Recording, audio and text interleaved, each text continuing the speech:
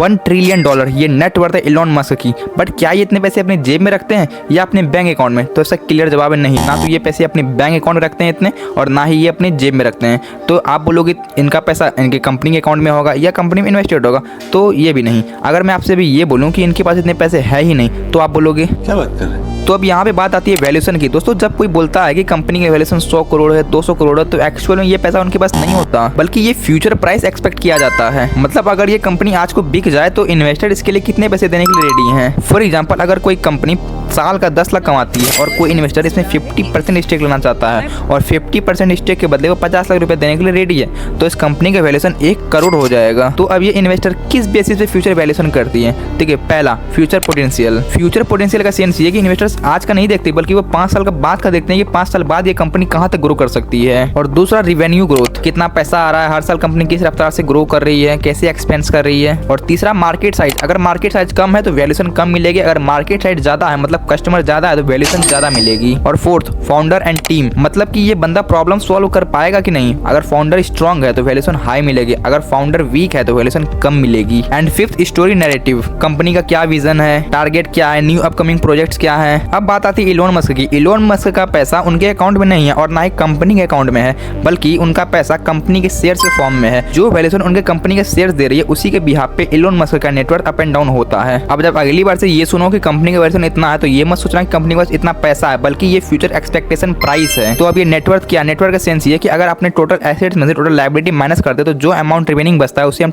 Net worth बोलते हैं।